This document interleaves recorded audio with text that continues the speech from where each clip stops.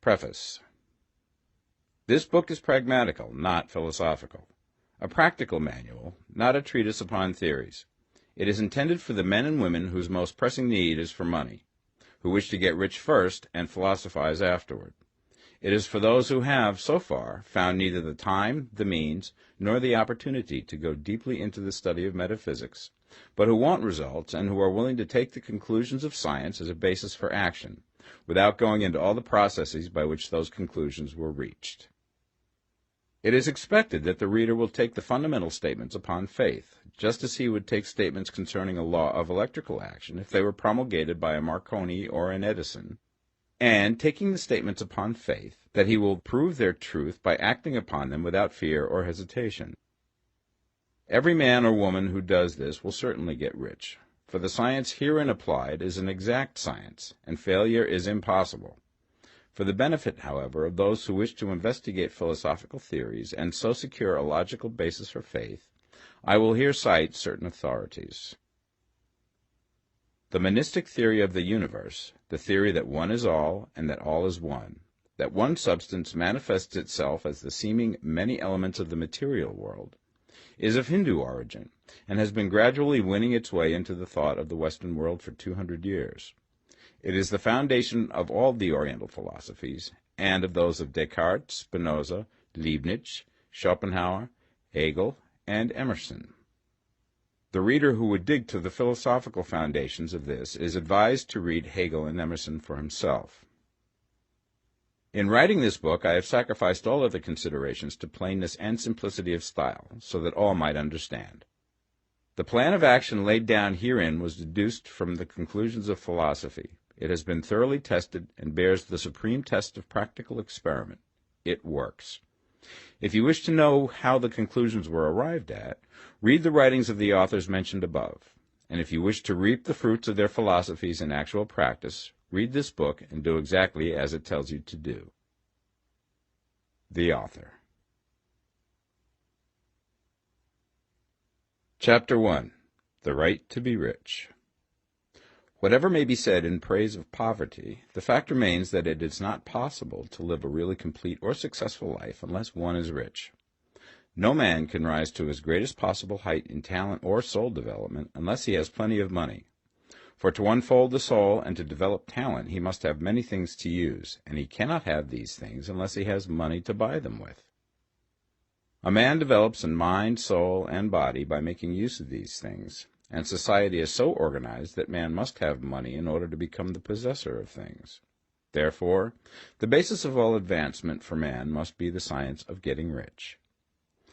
The object of all life is development, and everything that lives has an inalienable right to all the development it is capable of attaining.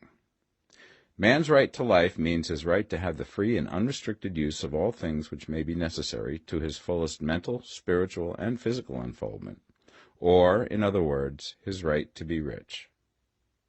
I shall not speak of riches in a figurative way. To be really rich does not mean to be satisfied or contented with a little. No man ought to be satisfied with little if he is capable of using and enjoying more. The purpose of nature is the advancement and unfoldment of life, and every man should have all that can contribute to the power, elegance, beauty, and richness of life. To be content with less is sinful.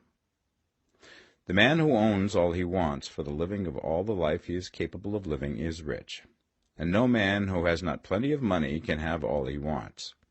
Life has advanced so far and become so complex that even the most ordinary man or woman requires a great amount of wealth in order to live in a manner that even approaches completeness. Every person naturally wants to become all that they are capable of becoming. This desire to realize innate possibilities is inherent in human nature. We cannot help wanting to be all that we can be. Success in life is becoming what you want to be. You can become what you want to be only by making use of things, and you can have the free use of things only as you become rich enough to buy them. To understand the science of getting rich is therefore the most essential of all knowledge. There is nothing wrong in wanting to get rich. The desire for riches is really the desire for a richer, fuller, and more abundant life, and that desire is praiseworthy. The man who does not desire to live more abundantly is abnormal. and so the man who does not desire to have money enough to buy all he wants is abnormal. There are three motives for which we live. We live for the body, we live for the mind, we live for the soul. No one of these is better or holier than the other.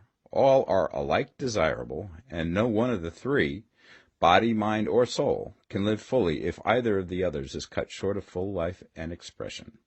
It is not right or noble to live only for the soul and deny mind or body, and it is wrong to live for the intellect and deny body or soul. We are all acquainted with the loathsome consequences of living for the body and denying both mind and soul, and we see that real life means the complete expression of all that man can give forth through body, mind, and soul. Whatever he can say, no man can be really happy or satisfied unless his body is living fully in every function, and unless the same is true of his mind and his soul. Wherever there is unexpressed possibility, or function not performed, there is unsatisfied desire. Desire is possibility seeking expression, or function seeking performance. Man cannot live fully in body without good food, comfortable clothing, and warm shelter, and without freedom from excessive toil. Rest and recreation are also necessary to his physical life. He cannot live fully in mind without books and time to study them, without opportunity for travel and observation, or without intellectual companionship. To live fully in mind, he must have intellectual recreations, and must surround himself with all the objects of art and beauty he is capable of using and appreciating. To live fully in soul, man must have love, and love is denied expression by poverty. A man's highest happiness is found in the bestowal of benefits on those he loves. Love finds its most natural and spontaneous expression in giving. The man who has nothing to give cannot fill his place as a husband or father, as a citizen or as a man. It is in the use of material things that a man finds full life for his body, develops his mind, and unfolds his soul. It is therefore of supreme importance to him that he should be rich.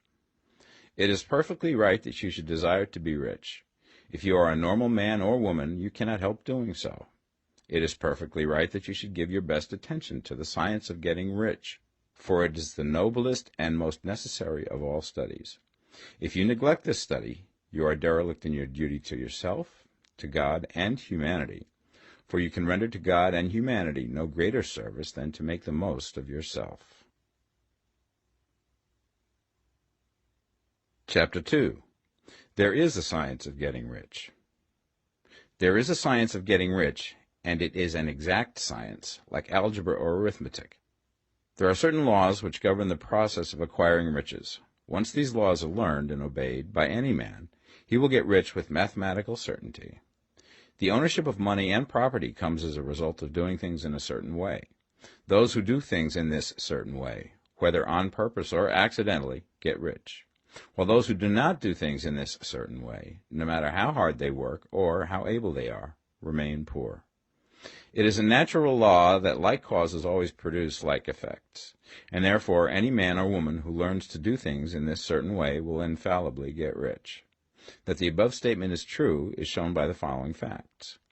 Getting rich is not a matter of environment, for if it were, all the people in certain neighborhoods would become wealthy. The people of one city would all be rich, while those of other towns would all be poor. Or the inhabitants of one state would roll in wealth, and those of an adjoining state would be in poverty. But everywhere we see rich and poor living side by side, in the same environment, and often engaged in the same vocations.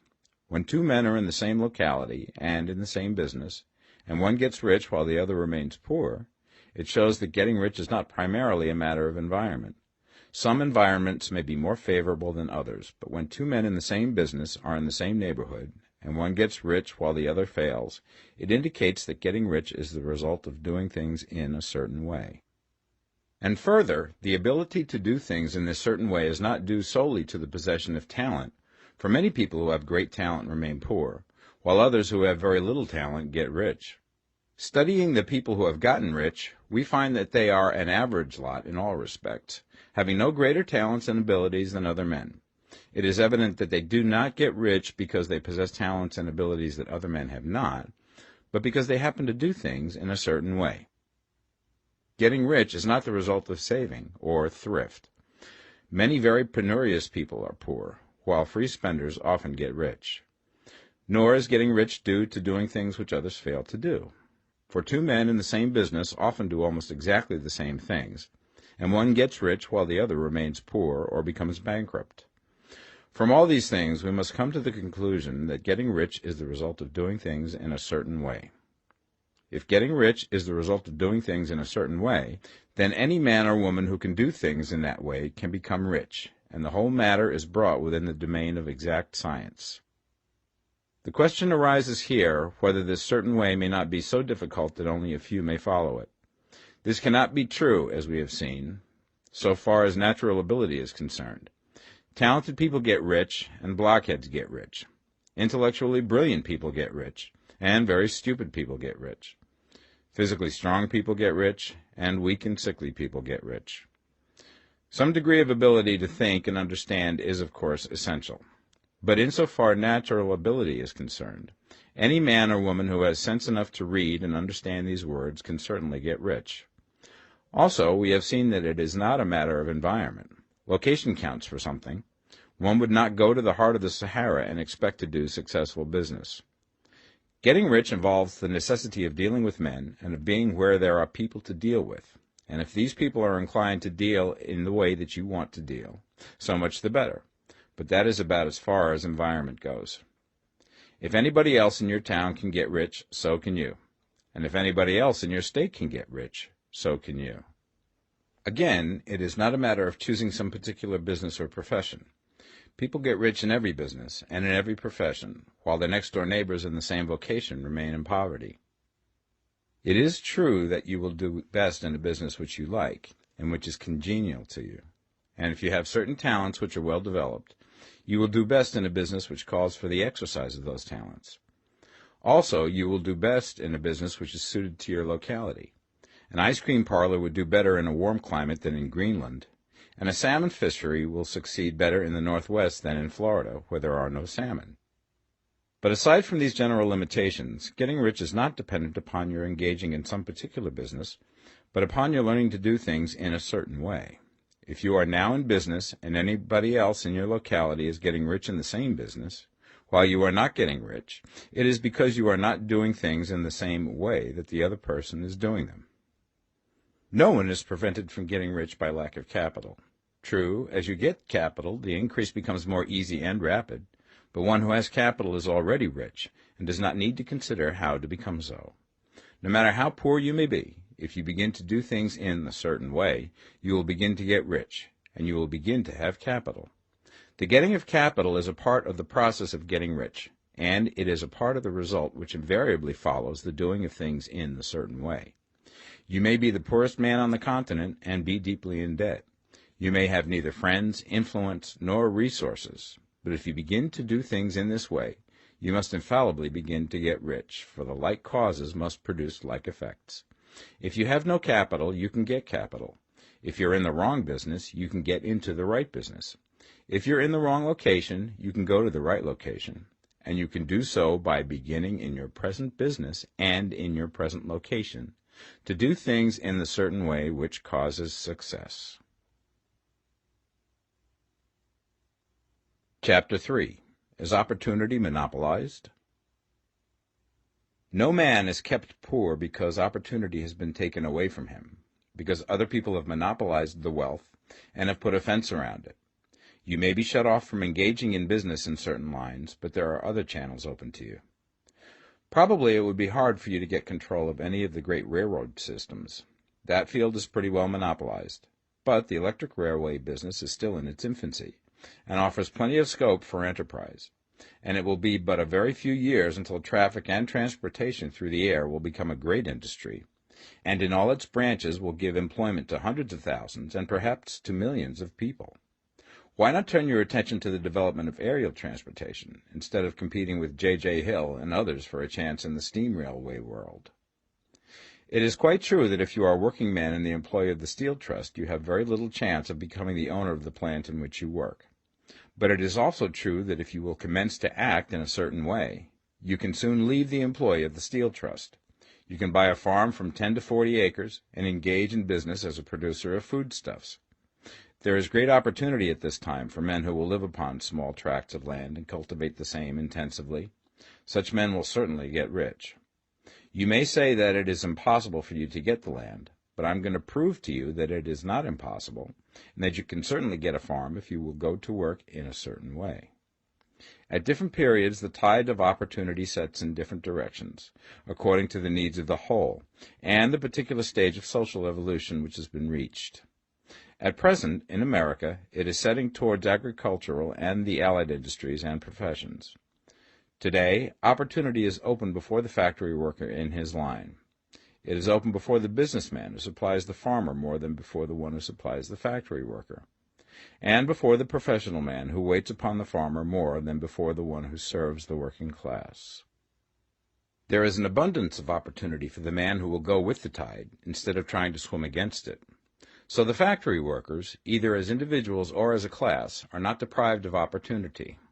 The workers are not being kept down by their masters. They are not being ground by the trusts and combinations of capital. As a class, they are where they are because they do not do things in a certain way. If the workers of America chose to do so, they could follow the example of their brothers in Belgium and other countries and establish great department stores and cooperative industries.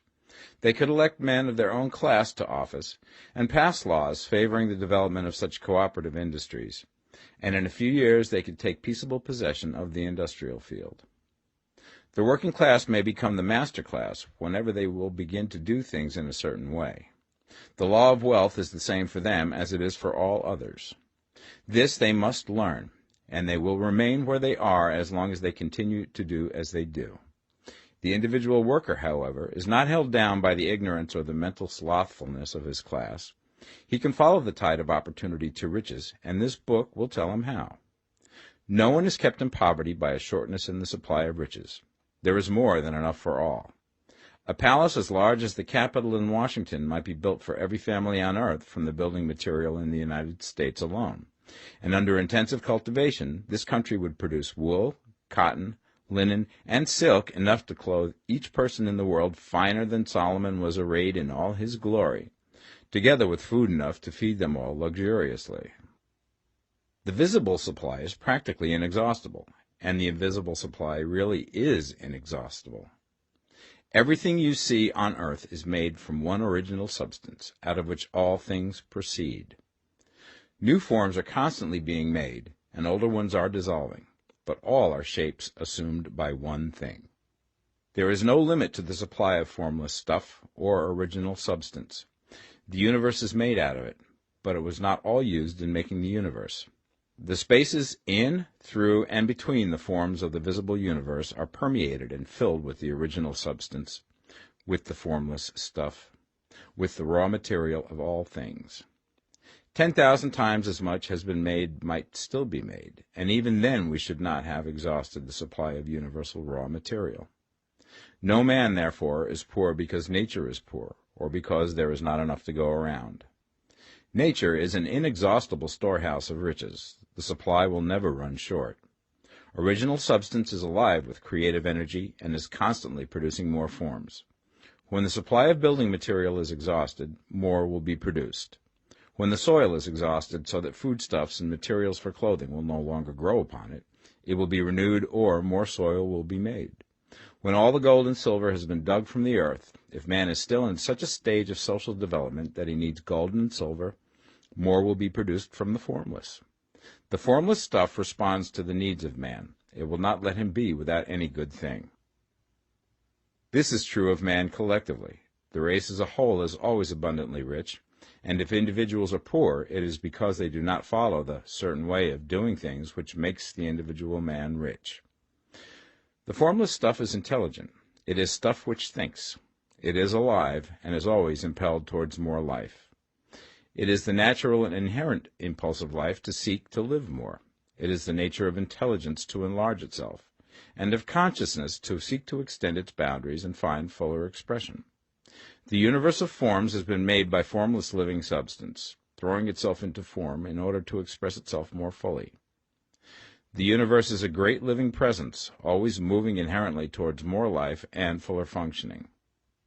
Nature is formed for the advancement of life. Its impelling motive is the increase of life. For this cause, everything which can possibly minister to life is bountifully provided. There can be no lack unless God is to contradict himself and nullify his own works. You are not kept poor by lack in the supply of riches. It is a fact which I shall demonstrate a little further on, that even the resources of the formless supply are at the command of the man or woman who will act and think in a certain way. Chapter 4. The first principle in the science of getting rich. Thought is the only power which can produce tangible riches from the formless substance. The stuff from which all things are made is a substance which thinks, and a thought of form in this substance produces the form. Original substance moves according to its thoughts. Every form and process you see in nature is the visible expression of a thought in original substance. As the formless stuff thinks of a form, it takes that form. As it thinks of a motion, it makes that motion. That is the way all things were created. We live in a thought world, which is part of a thought universe. The thought of a moving universe extended through formless substance, and the thinking stuff moving according to that thought, took the form of systems of planets and maintains that form. Thinking substance takes the form of its thought and moves according to that thought. Holding the idea of a circling system of suns and worlds, it takes the form of these bodies and moves them as it thinks. Thinking the form of a slow-growing oak tree, it moves accordingly and produces the tree, though centuries may be required to do the work. In creating, the formless seems to move according to the lines of motion it has established. The thought of an oak tree does not cause the instant formation of a full-grown tree, but it does start in motion the forces which will produce the tree, along established lines of growth. Every thought of form held in thinking substance causes the creation of the form, but always, or at least generally, along lines of growth and action already established. The thought of a house of a certain construction, if it were impressed upon formless substance, might not cause the instant formation of the house, but it would cause the turning of creative energies already working in trade and commerce into such channels as to result in the speedy building of the house. And if there were no existing channels through which the creative energy could work, then the house would be formed directly from primal substance, without waiting for the slow processes of the organic and inorganic world. No thought of form can be impressed upon original substance without causing the creation of the form. Man is a thinking center and can originate thought. All the forms that man fashions with his hands must first exist in his thought. He cannot shape a thing until he has thought that thing. And so far, man has confined his efforts wholly to the work of his hands. He has applied manual labor to the world of forms, seeking to change or modify those already existing. He has never thought of trying to cause the creation of new forms by impressing his thoughts upon formless substance. When man has a thought form, he takes material from the forms of nature and makes an image of the form which is in his mind. He has so far made little or no effort to cooperate with formless intelligence, to work with the Father. He has not dreamed that he can do what he seeth the Father doing. Man reshapes and modifies existing forms by manual labor. He has given no attention to the question whether he may not produce things from formless substance by communicating his thoughts to it. We propose to prove that he may do so, to prove that any man or woman may do so, and to show how. As our first step, we must lay down the three fundamental propositions. First, we assert that there is one original formless stuff, or substance, from which all things are made. All the seemingly many elements are but different presentations of one element. All the many forms found in organic and inorganic nature are but different shapes, made from the same stuff. And this stuff is thinking stuff. A thought held in it produces the form of the thought. Thought, in thinking substance, produces shapes. Man is a thinking center, capable of original thought. If a man can communicate his thought to original thinking substance, he can cause the creation or formation of the thing he thinks about. To summarize this, there is a thinking stuff from which all things are made, and which, in its original state, permeates, penetrates, and fills the interspaces of the universe. A thought in this substance produces the thing that is imaged by the thought. Man can form things in his thought, and, by impressing his thought upon formless substance, can cause the thing he thinks about to be created. It may be asked if I can prove these statements, and without going into details, I answer that I can do so, both by logic and experience. Reasoning back from the phenomena of form and thought, I come to one original thinking substance. And reasoning forward from that thinking substance, I come to man's power to cause the formation of the thing he thinks about. And by experiment, I find the reasoning true. And this is my strongest proof. If one man who reads this book gets rich by doing what it tells him to do, that is evidence in support of my claim. But if every man who does what it tells him to do gets rich, that is proof positive until someone goes through the process and fails. The theory is true until the process fails, and this process will not fail. For every man who does exactly what this book tells him to do will get rich. I have said that men get rich by doing things in a certain way, and in order to do so, men must become able to think in a certain way. A man's way of doing things is the direct result of the way he thinks about things. To do things in a way that you want to do them, you will have to acquire the ability to think the way you want to think. This is the first step towards getting rich. To think what you want to think is to think truth, regardless of appearances. Every man has the natural and inherent power to think what he wants to think, but it requires far more effort to do so than it does to think the thoughts which are suggested by appearances. To think according to appearance is easy. To think truth regardless of appearances is laborious, and requires the expenditure of more power than any other work man is called upon to perform. There is no labor from which most people shrink as they do from that of sustained and consecutive thought. It is the hardest work in the world. This is especially true when truth is contrary to appearances. Every appearance in the visible world tends to produce a corresponding form in the mind which observes it, and this can only be prevented by holding the thought of the truth. To look upon the appearance of disease will produce the form of disease in your own mind and ultimately in your body, unless you hold the thought of the truth, which is that there is no disease. It is only an appearance, and the reality is health. To look upon the appearances of poverty will produce corresponding forms in your own mind, unless you hold to the truth that there is no poverty, there is only abundance. To think health when surrounded by the appearance of disease, or to think riches when in the midst of appearances of poverty, requires power, but he who acquires this power becomes a master mind. He can conquer fate. He can have what he wants. This power can only be acquired by getting hold of the basic fact which is behind all appearances, and that fact is that there is one thinking substance, from which and by which all things are made. Then we must grasp the truth that every thought held in this substance becomes a form, and that man can so impress his thoughts upon it as to cause them to take form and become visible things. When we realize this, we lose all doubt and fear, for we know that we can create what we want to create, and we can get what we want to have, and can become what we want to be. As a first step towards getting rich, you must believe the three fundamental statements given previously in this chapter, and in order to emphasize them, I repeat them here. There is a thinking stuff from which all things are made, and which, in its original state, permeates, penetrates, and fills the interspaces of the universe. A thought in this substance produces the thing that is imaged by the thought. Man can form things in his thought, and, by impressing his thought upon formless substance, can cause the thing he thinks about to be created. You must lay aside all other concepts of the universe than this monistic one, and you must dwell upon this until it is fixed in your mind and has become your habitual thought. Read these creed statements over and over again. Fix every word upon your memory, and meditate upon them until you firmly believe what they say. If a doubt comes to you, cast it aside as a sin. Do not listen to arguments against this idea. Do not go to churches or lectures where a contrary concept of things is taught or preached.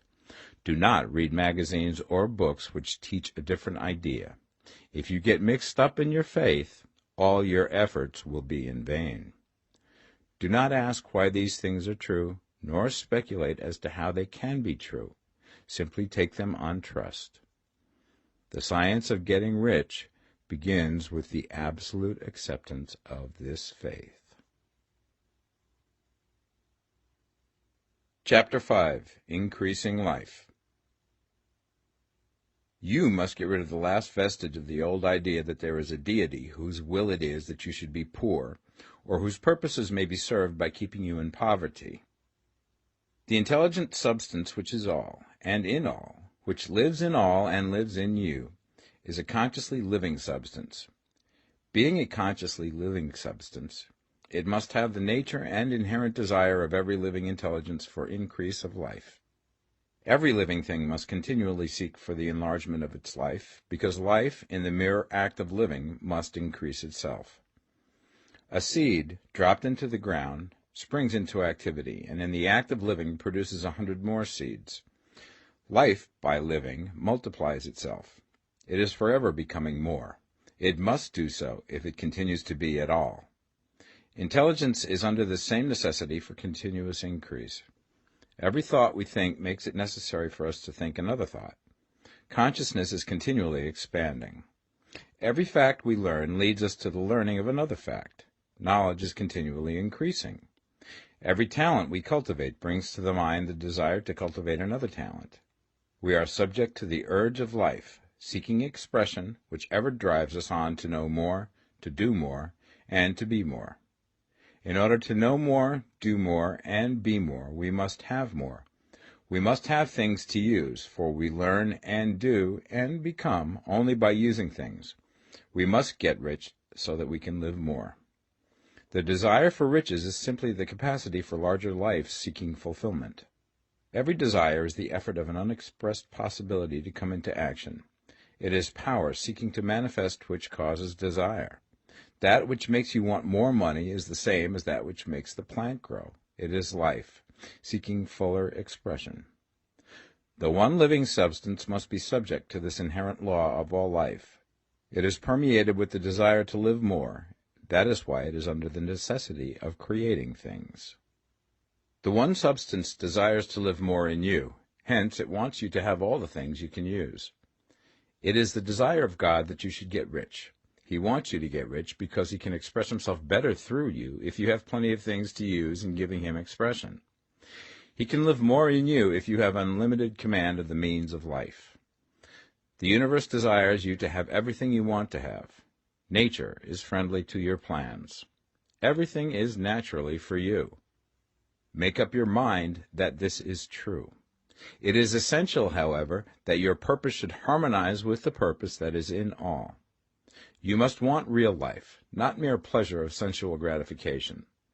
Life is the performance of function, and the individual really lives only when he performs every function, physical, mental, and spiritual, of which he is capable, without excess in any. You do not want to get rich in order to live swinishly, for the gratification of animal desires, that is not life. But the performance of every physical function is a part of life, and no one lives completely who denies the impulses of the body a normal and healthful expression. You do not want to get rich solely to enjoy mental pleasures, to get knowledge, to gratify ambition, to outshine others, to be famous. All these are a legitimate part of life, but the man who lives for the pleasures of the intellect alone will only have a partial life, and he will never be satisfied with his lot.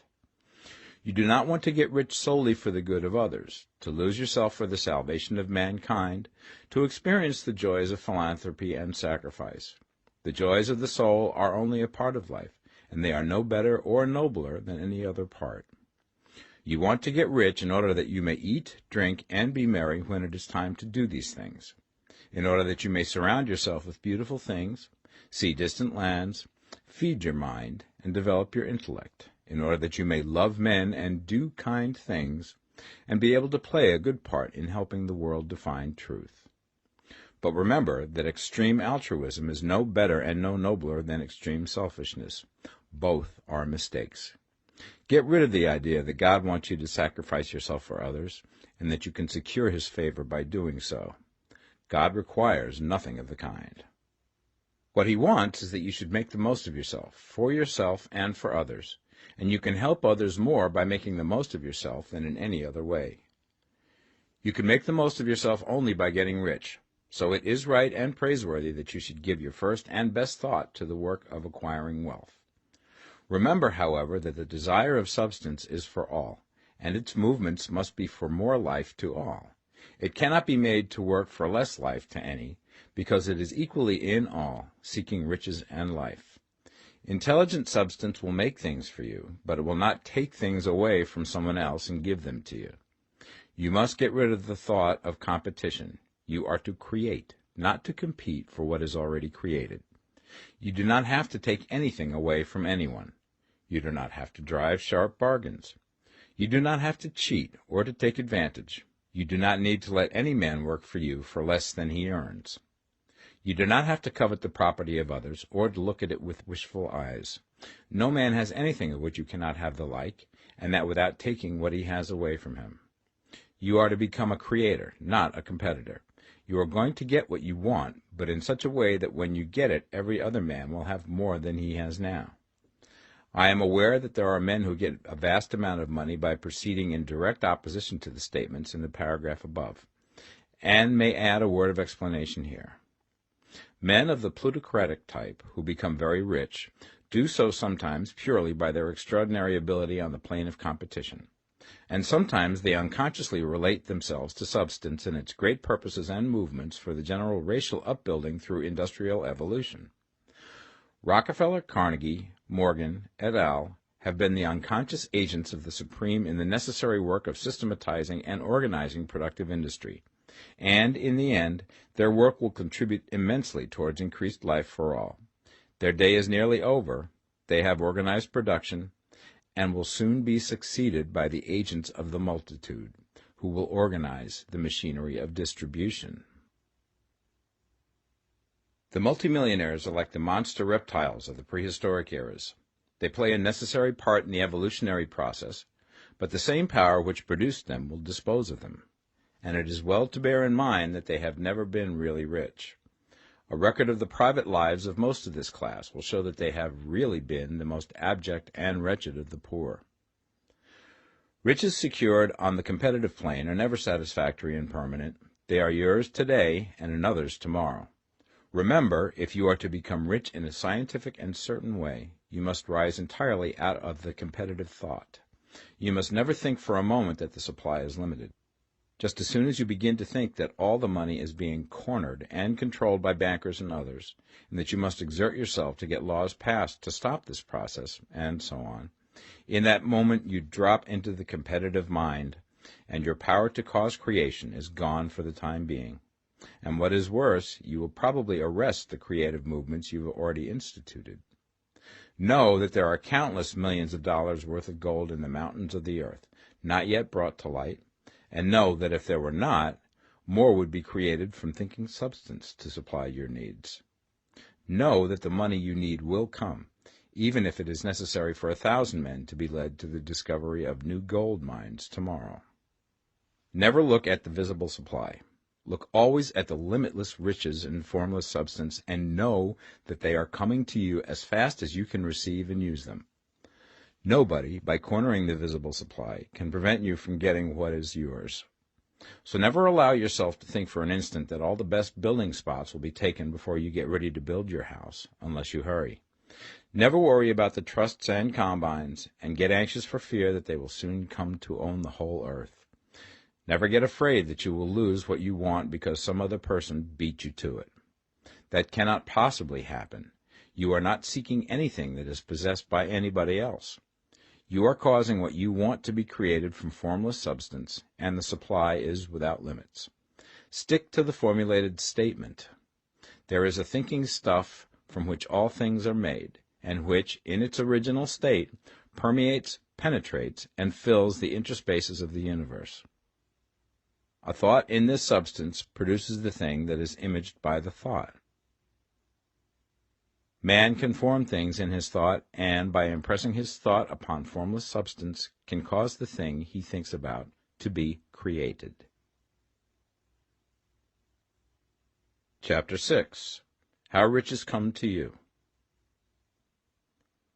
When I say that you do not have to drive sharp bargains, I do not mean that you do not have to drive any bargains at all, or that you are above the necessity for having any dealings with your fellow men. I mean that you will not need to deal with them unfairly. You do not have to get something for nothing, but can give to every man more than you take from him. You cannot give every man more in cash market value than you take from him, but you can give him more in use value than the cash value of the thing you take from him. The paper, ink, and other material in this book may not be worth the money you pay for it, but if the ideas suggested by it bring you thousands of dollars, you have not been wronged by those who sold it to you. They have given you a great use value for a small cash value. Let us suppose that I own a picture by one of the great artists, which in any civilized community is worth thousands of dollars. I take it to Baffin Ray, and by salesmanship induce an Eskimo to give a bundle of furs worth $500 for it. I have really wronged him, for he has no use for the picture. It has no value to him. It will not add to his life. But suppose I give him a gun worth $50 for his furs. Then he has made a good bargain. He has use for the gun. It will get him many more furs and much food. It will add to his life in every way. It will make him rich. When you rise from the competitive to the creative plane, you can scan your business transactions very strictly, and if you are selling any man anything which does not add more to his life than the thing he gives you in exchange, you can afford to stop it. You do not have to beat anybody in business, and if you are in a business which does beat people, get out of it at once. Give every man more in use value than you take from him in cash value. Then you are adding to the life of the world by every business transaction. If you have people working for you, you must take from them more in cash value than you pay them in wages. But you can so organize your business that it will be filled with the principle of advancement, and so that each employee who wishes to do so may advance a little every day. You can make your business do for your employees what this book is doing for you. You can so conduct your business that it will be a sort of ladder, by which every employee who will take the trouble may climb to riches himself, and, given the opportunity, if he will not do so, it is not your fault. And finally, because you are to cause the creation of your riches from formless substance which permeates all your environment, it does not follow that they are to take shape from the atmosphere and come into being before your eyes. If you want a sewing machine, for instance, I do not mean to tell you that you are to impress the thought of a sewing machine on thinking substance until the machine is formed without hands, in the room where you sit or elsewhere. But if you want a sewing machine, hold the mental image of it with the most positive certainty that it is being made, or is on its way to you. After once forming the thought, have the most absolute and unquestioning faith that the sewing machine is coming. Never think of it or speak of it in any other way than as being sure to arrive. Claim it as already yours. It will be brought to you by the power of the Supreme Intelligence, acting upon the minds of men. If you live in Maine, it may be that a man will be brought from Texas or Japan to engage in some transaction which will result in your getting what you want. If so, the whole matter will be as much to that man's advantage as it is to yours. Do not forget for a moment that the thinking substance is through all, in all, communicating with all, and can influence all. The desire of thinking substance for a fuller life and better living has caused the creation of all the sewing machines already made, and it can cause the creation of millions more, and will, whenever men set it in motion by desire and faith, and by acting in a certain way. You can certainly have a sewing machine in your house, and it is just as certain that you can have any other thing or things which you want, and which you will use for the advancement of your own life and the lives of others. You need not hesitate about asking largely. It is your Father's pleasure to give you the kingdom, said Jesus. Original substance wants to live all that is possible in you, and wants you to have all that you can or will use for the living of the most abundant life. If you fix upon your consciousness the fact that the desire you feel for the possession of riches is one with the desire of omnipotence for more complete expression, your faith becomes invincible. Once I saw a little boy sitting at a piano, and vainly tried to bring harmony out of the keys, and I saw that he was grieved and provoked by his inability to play real music. I asked him the cause of his vexation, and he answered, "I can feel the music in me, but I can't make my hands go right." The music in him was the urge of original substance, containing all the possibilities of all life. All that there is of music was seeking expression through the child. God, the one substance, is trying to live and do and enjoy things through humanity. He is saying, I want hands to build wonderful structures, to play divine harmonies, to paint glorious pictures. I want feet to run my errands, eyes to see my beauties, tongues to tell mighty truths and to sing marvelous songs, and so on. All that there is of possibility is seeking expression through men. God wants those who can play music to have pianos and every other instrument, and to have the means to cultivate their talents to the fullest extent. He wants those who can appreciate beauty to be able to surround themselves with beautiful things. He wants those who can discern truth to have every opportunity to travel and observe. He wants those who can appreciate dress to be beautifully clothed, and those who can appreciate good food to be luxuriously fed. He wants all these things because it is himself that enjoys and appreciates them.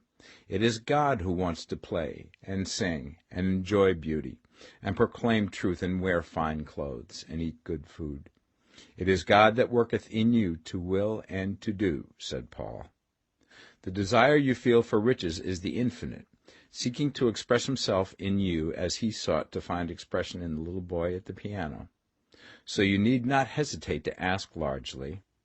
Your part is to focalize and express the desire to God.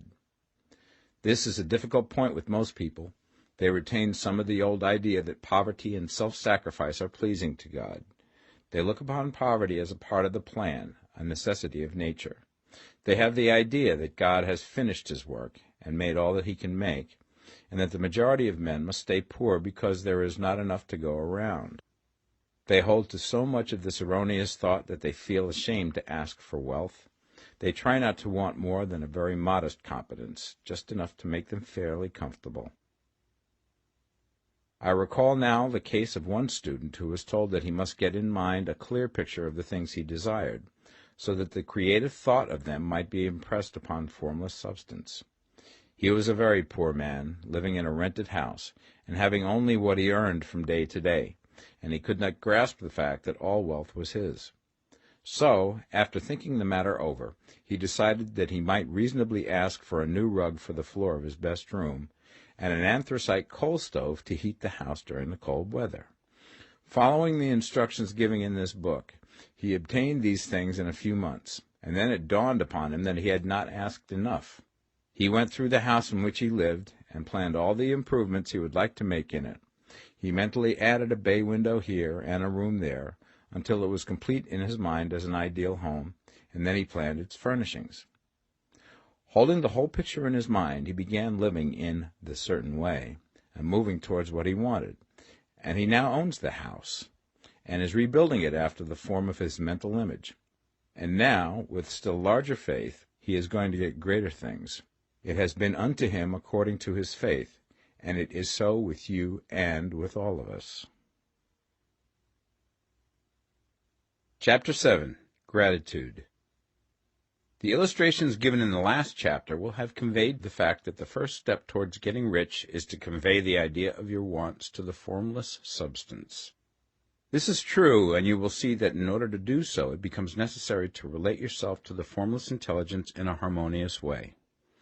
To secure this harmonious relation is a matter of such primary and vital importance that I shall give some space to its discussion here, and give you instructions which, if you will follow them, will be certain to bring you into perfect unity of mind with God. The whole process of mental adjustment and atonement can be summed up in one word: gratitude. First, you believe that there is one intelligent substance from which all things proceed. Second, you believe that this substance gives you everything you desire. And third, you relate yourself to it by a feeling of deep and profound gratitude. Many people who order their lives rightly in all other ways are kept in poverty by their lack of gratitude. Having received one gift from God, they cut the wires which connect them with him by failing to make acknowledgment. It is easy to understand that the nearer we live to the source of wealth, the more wealth we shall receive. And it is easy also to understand that the soul that is always grateful lives in closer touch with God than the one which never looks to him in thankful acknowledgment. The more gratefully we fix our minds on the Supreme when good things come to us, the more good things we will receive, and the more rapidly they will come. And the reason simply is that the mental attitude of gratitude draws the mind into closer touch with the source from which the blessings come.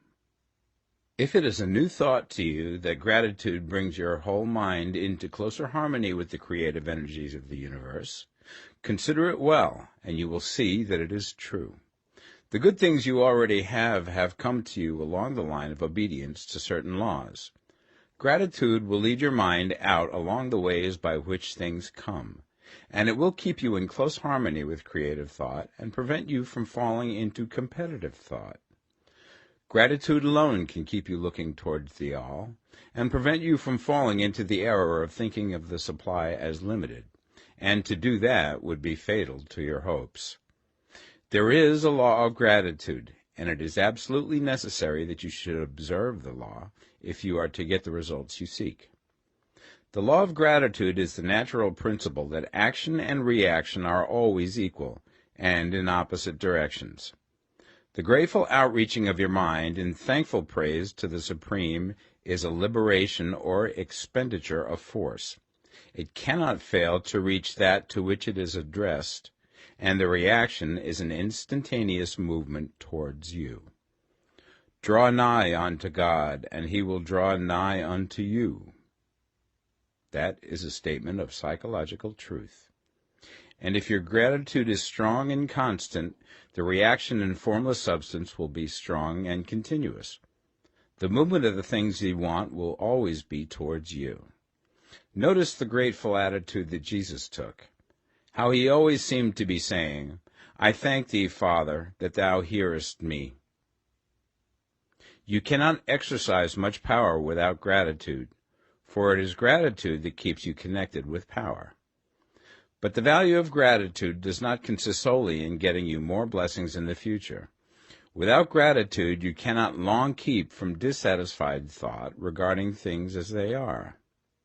The moment you permit your mind to dwell with dissatisfaction upon things as they are, you begin to lose ground. You fix attention upon the common, the ordinary, the poor, and the squalid and mean, and your mind takes the form of these things. Then you will transmit these forms or mental images to the formless, and the common, the poor, the squalid, and mean will come to you. To permit your mind to dwell upon the inferior is to become inferior, and to surround yourself with inferior things. On the other hand, to fix your attention on the best is to surround yourself with the best, and to become the best. The creative power within us makes us into the image of that to which we give our attention. We are thinking substance, and thinking substance always takes the form of that which it thinks about. The grateful mind is constantly fixed upon the best. Therefore it tends to become the best. It takes the form or character of the best and will receive the best. Also, faith is born of gratitude. The grateful mind continually expects good things, and expectation becomes faith.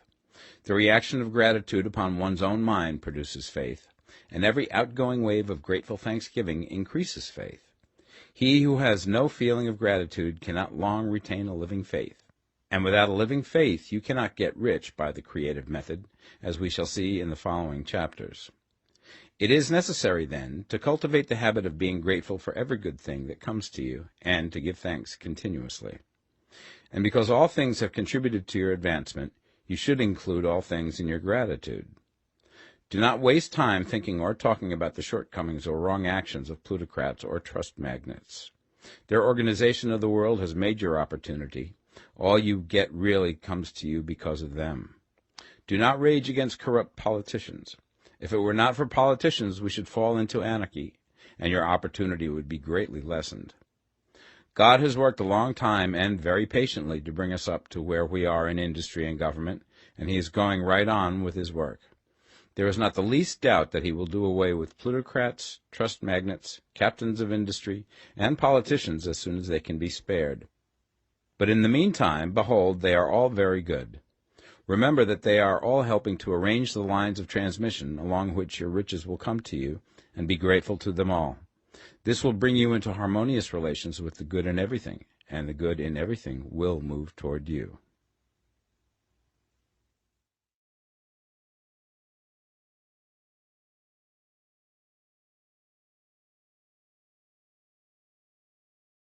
The Science of Getting Rich, Part 2. Chapter 8. Thinking in the Certain Way. You must form a clear and definite mental picture of what you want. You cannot transmit an idea unless you have it yourself. You must have it before you can give it, and many people fail to impress thinking substance because they have themselves only a vague and misty concept of the things they want to do, to have, or to become. It is not enough that you should have a general desire for wealth to do good with. Everybody has that desire. It is not enough that you should have a wish to travel, see things, live more, etc. Everybody has those desires also. If you were going to send a wireless message to a friend, you would not send the letters of the alphabet in their order and let him construct the message for himself, nor would you take words at random from the dictionary. You would send a coherent sentence, one which meant something. When you try to impress your wants upon substance, remember that it must be done by a coherent statement. You must know what you want and be definite. You can never get rich or start the creative power into action by sending out unformed longings and vague desires. Go over your desires just as the man I have described went over his house. See just what you want and get a clear mental picture of it as you wish it to look when you get it. That clear mental picture you must have continually in mind, as the sailor has in mind the port towards which he is sailing the ship. You must keep your face towards it all the time. You must no more lose sight of it than the steersman loses sight of the compass. It is not necessary to take exercises in concentration, nor to set apart special times for prayer and affirmation, nor to go into the silence, nor to do occult stunts of any kind. There things are well enough, but all you need is to know what you want, and to want it badly enough so that it will stay in your thoughts. Spend as much of your leisure time as you can in contemplating your picture, but no one needs to take exercises to concentrate his mind on a thing which he really wants. It is the things you do not really care about which require effort to fix your attention upon them. And unless you really want to get rich, so that the desire is strong enough to hold your thoughts directly to the purpose, as the magnetic pole holds the needle of the compass, it will hardly be worthwhile for you to try to carry out the instructions given in this book. The methods herein set forth are for people whose desire for riches is strong enough to overcome mental laziness and the love of ease, and make them work. The more clear and definite you make your pictures then, and the more you dwell upon it, bringing out all of its delightful details, the stronger your desire will be, and the stronger your desire, the easier it will be to hold your mind fixed upon the picture of what you want. Something more is necessary, however, than merely to see the picture clearly. If that is all you do, you are only a dreamer, and will have little or no power for accomplishment. Behind your clear vision must be the purpose to realize it, to bring it out in tangible expression. And behind this purpose must be an invincible and unwavering faith that the thing is already yours, that it is at hand, and you have only to take possession of it. Live in the new house mentally until it takes form around you physically. In the mental realm, enter at once into full enjoyment of the things you want. Whatsoever things ye ask for when ye pray, believe that ye receive them, and ye shall have them, said Jesus. See the things you want as if they were actually around you all the time. See yourself as owning and using them. Make use of them in imagination, just as you will use them when they are your tangible possessions. Dwell upon your mental picture until it is clear and distinct, and then take the mental attitude of ownership towards everything in that picture. Take possession of it in mind, in the full faith that it is actually yours. Hold to this mental ownership. Do not waver for an instant in the faith that it is real. And remember what was said in the preceding chapter about gratitude. Be as thankful for it all the time as you expect to be when it has taken form. The man who can sincerely thank God for the things which as yet he owns only in imagination has real faith. He will get rich. He will cause the creation of whatsoever he wants. You do not need to pray repeatedly for things you want. It is not necessary to tell God about it every day. Use not vain repetitions as the heathens do, said Jesus to his pupils. For your Father knoweth that ye have need of these things before ye ask him. Your part is to intelligently formulate your desires for the things which make for a larger life, and to get these desires arranged into a coherent whole, and then to impress this whole desire upon the formless substance, which has the power and the will to bring you what you want. You do not make this impression by repeating strings of words. You make it by holding the vision with unshakable purpose to attain it, and with steadfast faith that you do attain it. The answer to your prayer is not according to your faith while you are talking, but according to your faith while you are working. You cannot impress the mind of God by having a special Sabbath day set apart to tell him what you want, and then forgetting him during the rest of the week. You cannot impress him by having special hours to go into your closet and pray, if you then dismiss the matter from your mind until the hour of prayer comes again. Oral prayer is well enough, and has its effect, especially upon yourself, in clarifying your vision and strengthening your faith. But it is not your oral petitions which get you what you want. In order to get rich, you do not need a sweet hour of prayer. You need to pray without ceasing. And by prayer I mean holding steadily to your vision, with the purpose to cause its creation into solid form, and the faith that you are doing so. Believe that ye receive them. The whole matter turns on receiving, once you have clearly formed your vision. When you have formed it, it is well to make an oral statement, addressing the Supreme in reverent prayer, and from that moment you must, in mind, receive what you ask for. Live in the new house, wear the fine clothes, ride in the automobile, go on the journey, and confidently plan for greater journeys. Think and speak of all things you have asked for in terms of actual present ownership. Imagine an environment and a financial condition exactly as you want them, and live all the time in that imaginary environment and financial condition. Mind, however, that you do not do this as a mere dreamer and castle builder.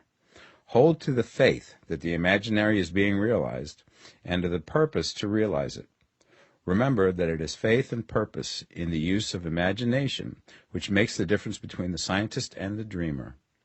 And having learned this fact, it is here that you must learn the proper use of the will. Chapter 9. How to use the will. To set about getting rich in a scientific way, you do not try to apply your willpower to anything outside of yourself. You have no right to do so anyway. It is wrong to apply your will to other men and women in order to get them to do what you wish done. It is as flagrantly wrong to coerce people by mental power as it is to coerce them by physical power. If compelling people by physical force to do things for you reduces them to slavery, compelling them by mental means accomplishes exactly the same thing. The only difference is in methods. If taking things from people by physical force is robbery, then taking things by mental force is robbery also. There is no difference in principle. You have no right to use your willpower upon another person, even for his own good, for you do not know what is for his good. The science of getting rich does not require you to apply power or force to any other person in any way whatsoever. There is not the slightest necessity for doing so. Indeed, any attempt to use your will upon others will only tend to defeat your purpose. You do not need to apply your will to things in order to compel them to come to you. That would simply be trying to coerce God, and would be foolish and useless, as well as irreverent. You do not have to compel God to give you good things, any more than you have to use your willpower to make the sun rise. You do not have to use your willpower to conquer an unfriendly deity, or to make stubborn and rebellious forces do your bidding. Substance is friendly to you, and is more anxious to give you what you want than you are to get it. To get rich, you need only to use your willpower upon yourself. When you know what to think and do, then you must use your will to compel yourself to think and do the right things. That is the legitimate use of the will in getting what you want, to use it in holding yourself to the right course. Use your will to keep yourself thinking and acting in the certain way. Do not try to project your will or thoughts or your mind out into space to act on things or people. Keep your mind at home. It can accomplish more there than elsewhere. Use your mind to form a mental image of what you want and to hold that vision with faith and purpose, and use your will to keep your mind working in the right way. The more steady and continuous your faith and purpose, the more rapidly you will get rich, because you will make only positive impressions upon substance, and you will not neutralize or offset them by negative impressions. The picture of your desires, held with faith and purpose, is taken up by the formless and permeates it to great distances throughout the universe, for all I know. As this impression spreads, all things are set moving towards its realizations. Every living thing, every inanimate thing, and the things yet uncreated, are stirred towards bringing into being that which you want. All forces begin to be exerted in that direction. All things begin to move towards you. The minds of people everywhere are influenced towards doing the things necessary to the fulfilling of your desires, and they work for you unconsciously. But you can check all this by starting a negative impression in the formless substance. Doubt or unbelief is as certain to start a movement away from you as faith and purpose are to start one towards you. It is by not understanding this that most people who try to make use of mental science in getting rich make their failure. Every hour and moment you spend in giving heeds to doubts and fears. Every hour you spend in worry, every hour in which your soul is possessed by unbelief, sets a current away from you in the whole domain of intelligent substance. All the promises are unto them that believe, and unto them only. Notice how insistent Jesus was upon this point of belief, and now you know the reason why. Since belief is all important, it behooves you to guard your thoughts, and as your beliefs will be shaped to a very great extent by the things you observe and think about, it is important that you should command your attention. And here the will comes into use, for it is by your will that you determine upon what things your attention shall be fixed. If you want to become rich, you must not make a study of poverty. Things are not brought into being by thinking about their opposites. Health is never to be attained by studying disease and thinking about disease. Righteousness is not to be promoted by studying sin and thinking about sin. And no one ever got rich by studying poverty and thinking about poverty. Medicine as a science of disease has increased disease. Religion as a science of sin has promoted sin. And economics as a study of poverty will fill the world with wretchedness and want. Do not talk about poverty. Do not investigate it or concern yourself with it. Never mind what its causes are. You have nothing to do with them. What concerns you is the cure. Do not spend your time in charitable work or charity movements. All charity only tends to perpetuate the wretchedness it aims to eradicate. I do not say that you should be hard-hearted or unkind and refuse to hear the cry of need, but you must not try to eradicate poverty in any of the conventional ways. Put poverty behind you, and put all that pertains to it behind you, and make good. Get rich. That is the best way you can help the poor. And you cannot hold the mental image which is to make you rich if you fill your mind with pictures of poverty. Do not read books or papers which give circumstantial accounts of the wretchedness of the tenement dwellers, of the horrors of child labor, and so on. Do not read anything which fills your mind with gloomy images of want and suffering. You cannot help the poor in the least by knowing about these things, and the widespread knowledge of them does not tend at all to do away with poverty. What tends to do away with poverty is not getting the pictures of poverty into your mind, but getting pictures of wealth into the minds of the poor. You are not deserting the poor in their misery when you refuse to allow your mind to be filled with pictures of that misery. Poverty can be done away with, not by increasing the number of well-to-do people who think about poverty, but by increasing the number of poor people who purpose with faith to get rich. The poor do not need charity, they need inspiration. Charity only sends them a loaf of bread to keep them alive in their wretchedness, or give them an entertainment to make them forget for an hour or two. But inspiration will cause them to rise out of their misery. If you want to help the poor, demonstrate to them that they can become rich. Prove it by getting rich yourself. The only way in which poverty will ever be banished from this world is by getting a large and constantly increasing number of people to practice the teachings of this book. People must be taught to become rich by creation, not by competition.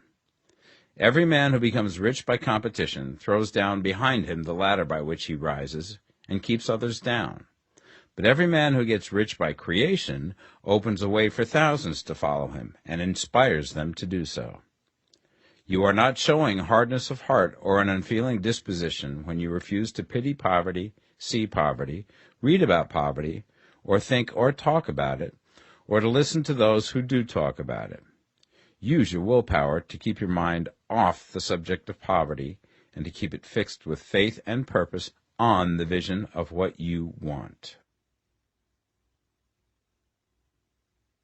Chapter 10. Further Use of the Will. You cannot retain a true and clear vision of wealth if you are constantly turning your attention to opposing pictures, whether they be external or imaginary. Do not tell of your past troubles of a financial nature, if you have had them. Do not think of them at all. Do not tell of the poverty of your parents, or the hardships of your early life. To do any of these things is to mentally class yourself with the poor for the time being, and it will certainly check the movement of things in your direction.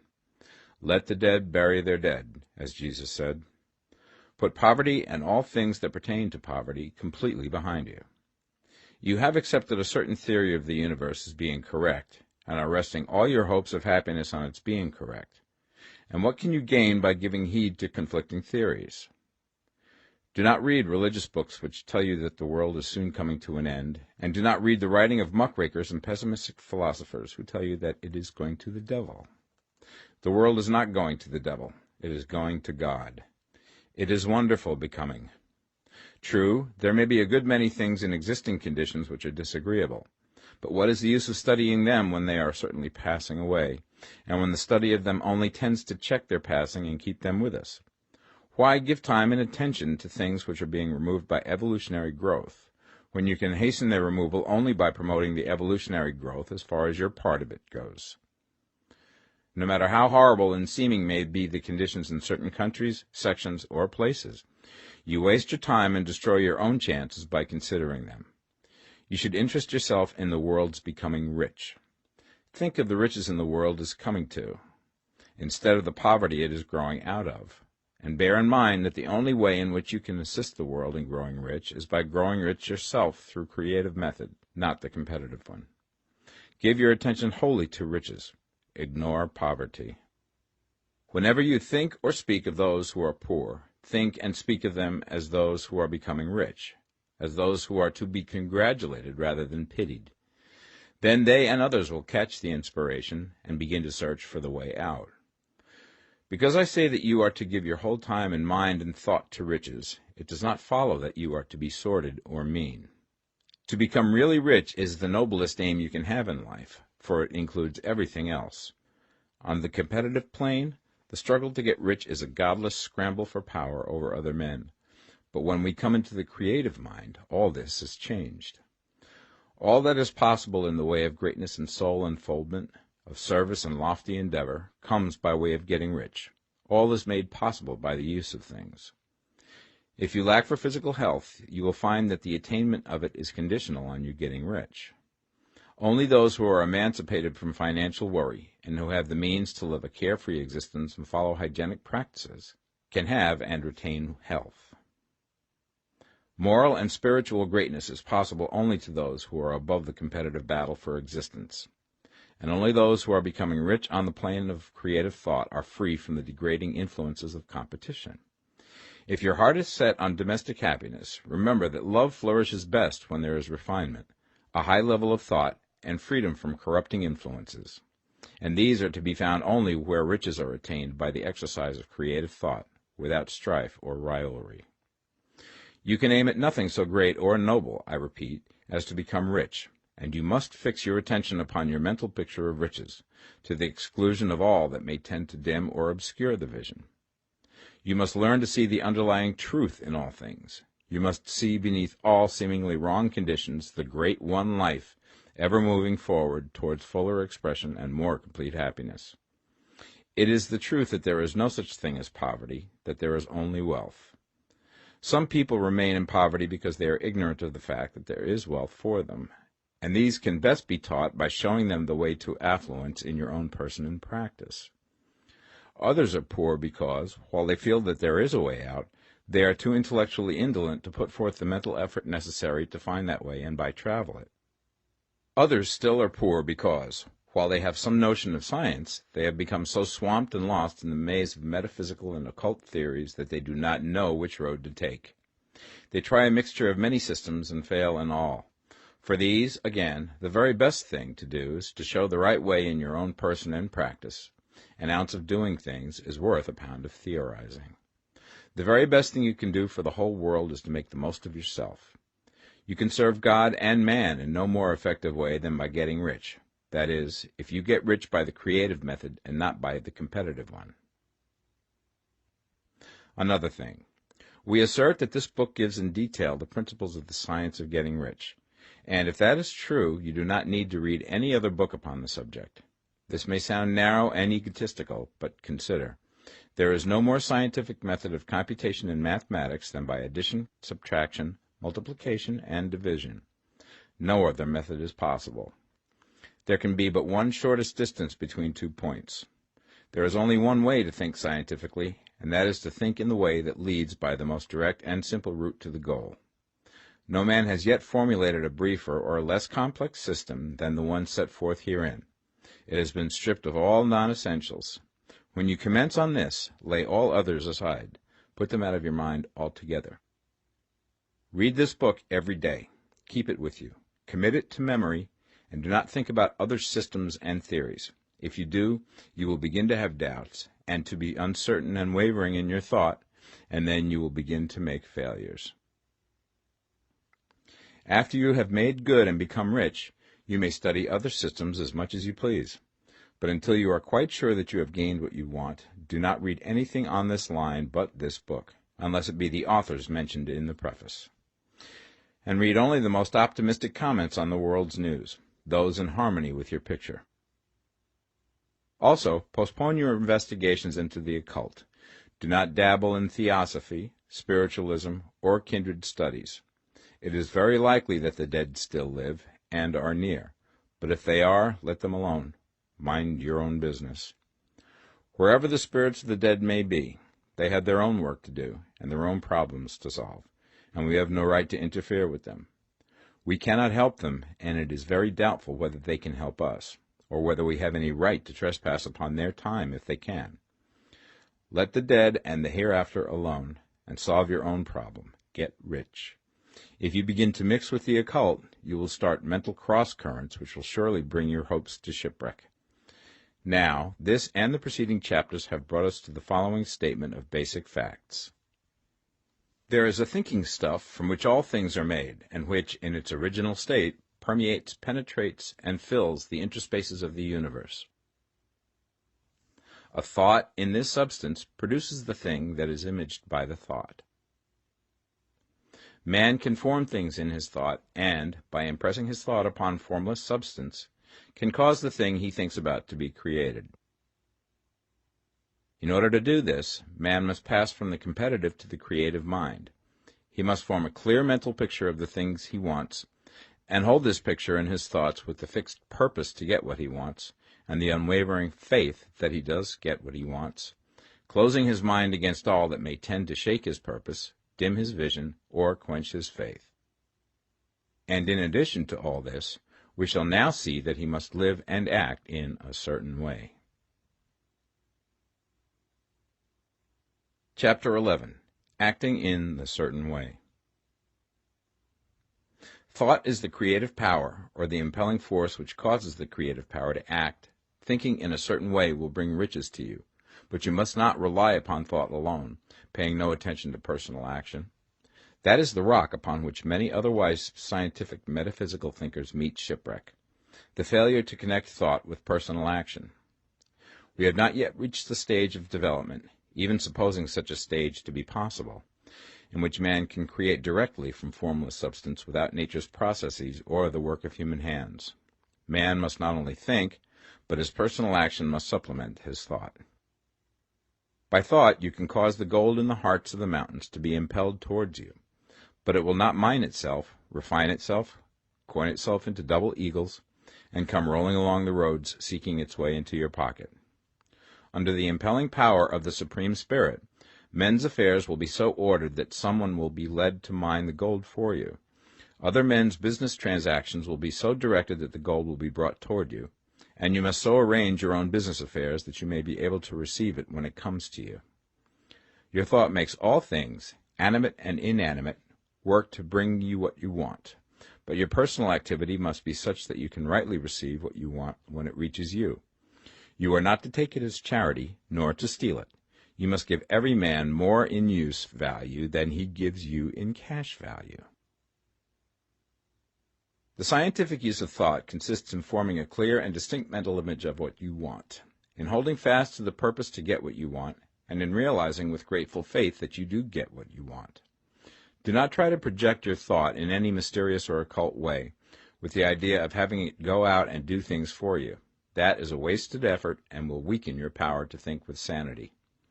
The action of thought in getting rich is fully explained in the preceding chapters. Your faith and purpose positively impress your vision upon formless substance, which has the same desire for more life that you have. And this vision, received from you, sets all the creative forces at work in and through their regular channels of action, but directed towards you. It is not your part to guide or supervise the creative process. All you have to do with that is to retain your vision, stick to your purpose, and maintain your faith and gratitude. But you must act in a certain way, so that you can appropriate what is yours when it comes to you, so that you can meet the things you have in your picture and put them in their proper places as they arrive. You can really see the truth of this. When things reach you, they will be in the hands of other men, who will ask an equivalent for them. And you can only get what is yours by giving the other man what is his. Your pocketbook is not going to be transformed into a Fortunata's purse, which shall be always full of money without effort on your part.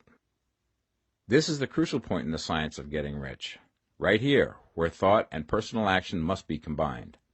There are very many people who, consciously or unconsciously, set the creative forces in action by the strength and persistence of their desires, but who remain poor because they do not provide for the reception of the thing they want when it comes. By thought, the thing you want is brought to you. By action, you receive it. Whatever your action is to be, it is evident that you must act now. You cannot act in the past, and it is essential to the clearness of your mental vision that you dismiss the past from your mind. You cannot act in the future, for the future is not here yet, and you cannot tell how you will want to act in any future contingency until that contingency has arrived. Because you are not in the right business or the right environment now, do not think that you must postpone action until you get into the right business or environment. And do not spend time in the present taking thought as to the best course in possible future emergencies. Have faith in your ability to meet any emergency when it arrives. If you act in the present with your mind on the future, your present action will be with a divided mind and will not be effective. Put your whole mind into present action. Do not give your creative impulse to original substance, and then sit down and wait for results. If you do, you will never get them. Act now. There is never any time but now, and there never will be any time but now. If you are ever to begin to make ready for the reception of what you want, you must begin now. And your action, whatever it is, must most likely be in your present business or employment, and must be upon the persons and things in your present environment. You cannot act where you are not, you cannot act where you have been, and you cannot act where you are going to be. You can act only where you are. Do not bother as to whether yesterday's work was well done or ill done. Do today's work well. Do not try to do tomorrow's work now. There will be plenty of time to do that when you get to it. Do not try, by occult or mystical means, to act on people or things that are out of your reach. Do not wait for a change of environment. Before you act, get a change of environment by action.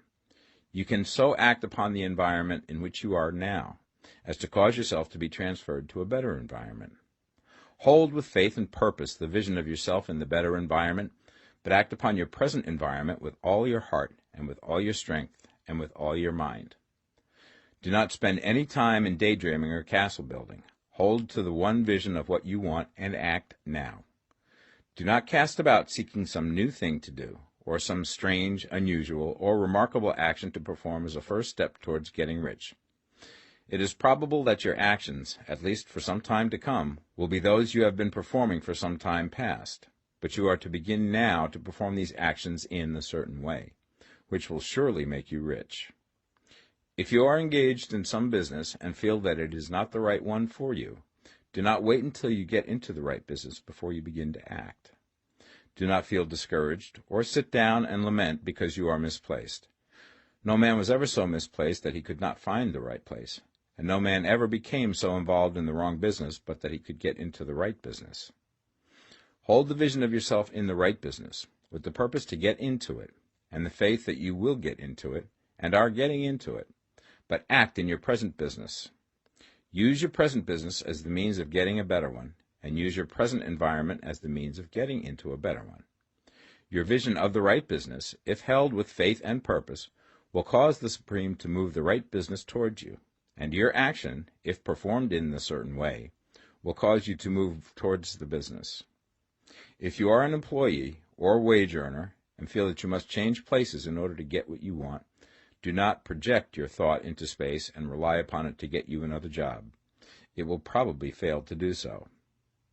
Hold the vision of yourself in the job you want, while you act with faith and purpose on the job you have, and you will certainly get the job you want.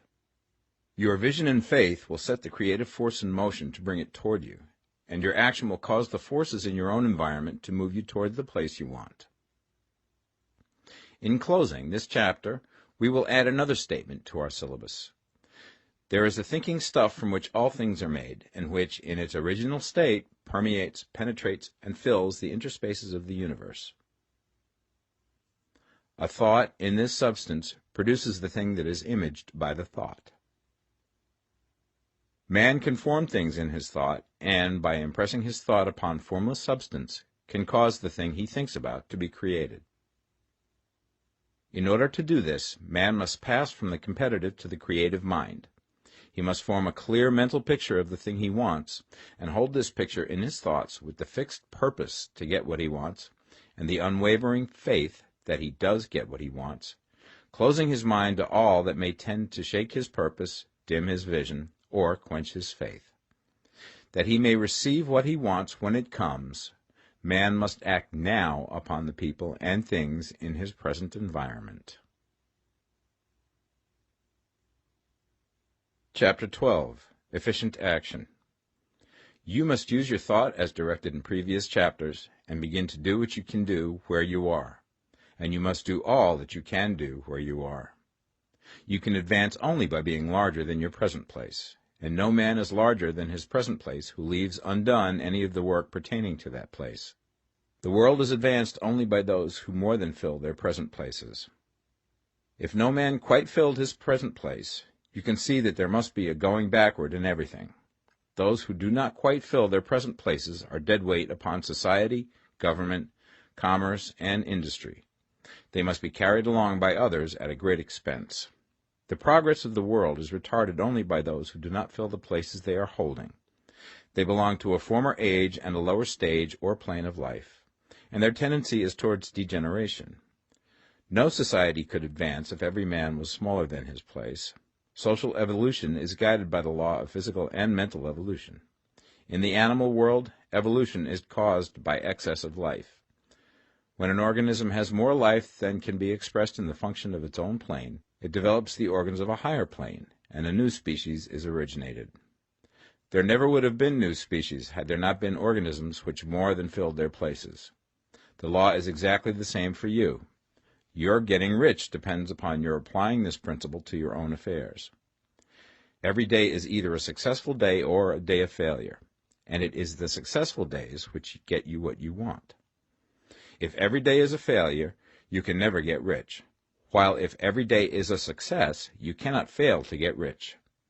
If there is something that may be done today, and you do not do it, you have failed in so far as that thing is concerned, and the consequences may be more disastrous than you imagine. You cannot foresee the results of even the most trivial act. You do not know the workings of all the forces that have been set moving in your behalf. Much may be depending on your doing some simple act. It may be the very thing which is to open the door of opportunity to very great possibilities. You can never know all the combinations which Supreme Intelligence is making for you in the world of things and of human affairs. Your neglect or failure to do some small thing may cause a long delay in getting what you want. Do, every day, all that can be done that day. There is, however, a limitation or qualification of the above that you must take into account. You are not to overwork, not to rush blindly into your business in the effort to do the greatest possible number of things in the shortest possible time. You are not to try to do tomorrow's work today, nor to do a week's work in a day. It is really not the number of things you do, but the efficiency of each separate action that counts.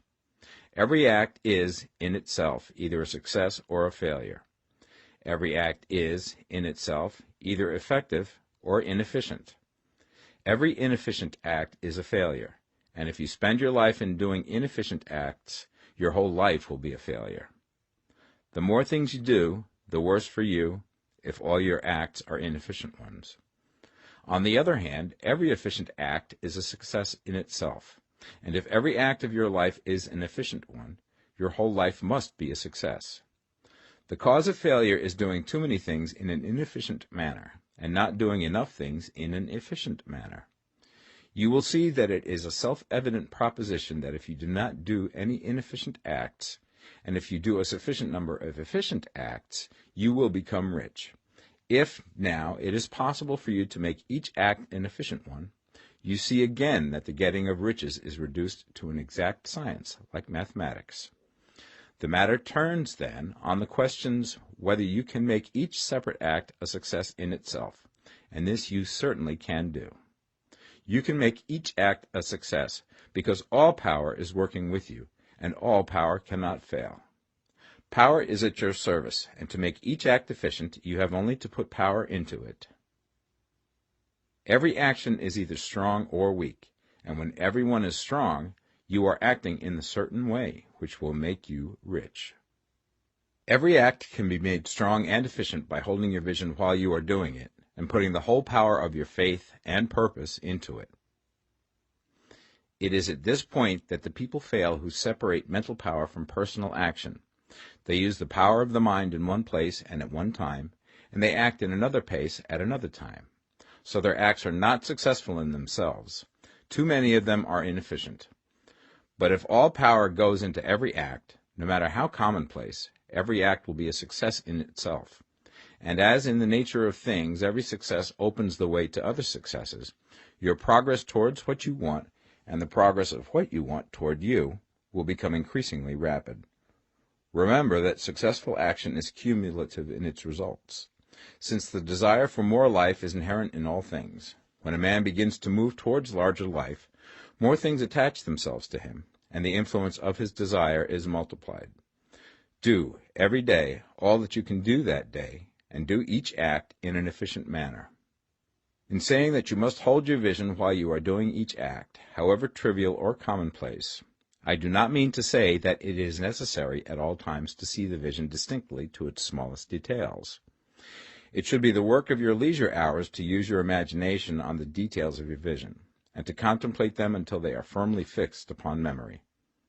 If you wish speedy results, spend practically all your spare time in this practice.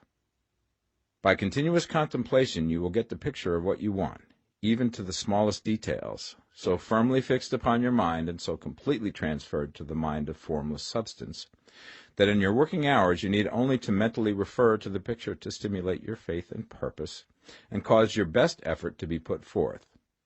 Contemplate your picture in your leisure hours until your consciousness is so full of it that you can grasp it instantly. You will become so enthused with its bright promises that the mere thought of it will call forth the strongest energies of your whole being. Let us again repeat our syllabus, and by slightly changing the closing statements, bring it to the point we have now reached. There is a thinking stuff from which all things are made, and which, in its original state, permeates, penetrates, and fills the interspaces of the universe. A thought in this substance produces the thing that is imaged by the thought. Man can form things in his thought, and, by impressing his thought upon formless substance, can cause the thing he thinks about to be created. In order to do this, man must pass from competitive to the creative mind. He must form a clear mental picture of the thing he wants, and do, with faith and purpose, all that can be done each day, doing each separate thing in an efficient manner. Chapter 13. Getting into the right business. Success in any particular business depends for one thing upon your possessing in a well-developed state the faculties required in that business. Without good musical faculty, no one can succeed as a teacher of music. Without well-developed mechanical faculties, no one can achieve great success in any of the mechanical trades. Without tact and the commercial faculties, no one can succeed in the mercantile pursuits. But to possess in a well-developed state the faculties required in your particular vocation does not ensure getting rich. There are musicians who have remarkable talent and who yet remain poor. There are blacksmiths, carpenters, and so on who have excellent mechanical ability, but who do not get rich. And there are merchants with good faculties for dealing with men who nevertheless fail. The different faculties are tools. It is essential to have good tools, but it is also essential that the tools should be used in the right way. One man can take a sharp saw, a square, a good plane, and so on, and build a handsome article of furniture. Another man can take the same tools and set to work to duplicate the article, but his production will be a botch. He does not know how to use good tools in a successful way. The various faculties of your mind are the tools with which you must do the work which is to make you rich. It will be easier for you to succeed if you get into a business for which you are well equipped with mental tools. Generally speaking, you will do best in that business which will use your strongest faculties, the one for which you are naturally best fitted. But there are limitations to this statement also. No man should regard his vocation as being irrevocably fixed by the tendencies with which he was born. You can get rich in any business, for if you have not the right talent you can develop that talent. It merely means that you will have to make your tools as you go along, instead of confining yourself to the use of those with which you were born. It will be easier for you to succeed in a vocation for which you already have the talents in a well-developed state, but you can succeed in any vocation, for you can develop any rudimentary talent, and there is no talent of which you have not at least the rudiment. You will get rich most easily in point of effort if you do that for which you are best fitted, but you will get rich most satisfactorily if you do that which you want to do. Doing what you want to do is life, and there is no real satisfaction in living if we are compelled to be forever doing something which we do not like to do, and can never do what we want to do. And it is certain that you can do what you want to do. The desire to do it is proof that you have within you the power which can do it. Desire is a manifestation of power. The desire to play music is the power which can play music seeking expression and development. The desire to invent mechanical devices is the mechanical talent seeking expression and development. When there is no power, either developed or undeveloped, to do a thing, there is never any desire to do that thing. And where there is strong desire to do a thing, it is certain proof that the power to do it is strong, and only requires to be developed and applied in the right way. All things else being equal, it is best to select the business for which you have the best developed talent. But if you have a strong desire to engage in any particular line of work, you should select that work as the ultimate end at which you aim. You can do what you want to do, and it is your right and privilege to follow the business or avocation which will be most congenial and pleasant. You are not obliged to do what you do not like to do, and should not do it except as a means to bring you to the doing of the thing you want to do. If there are past mistakes whose consequences have placed you in an undesirable business or environment, you may be obliged for some time to do what you do not like to do. If you feel that you are not in the right vocation, do not act too hastily in trying to get into another one. The best way, generally, to change business or environment is by growth. Do not be afraid to make a sudden and radical change if the opportunity is presented, and you feel, after careful consideration, that it is the right opportunity. But never take sudden or radical action when you are in doubt as to the wisdom of doing so. There is never any hurry on the creative plane, and there is no lack of opportunity. When you get out of the competitive mind, you will understand that you never need to act hastily.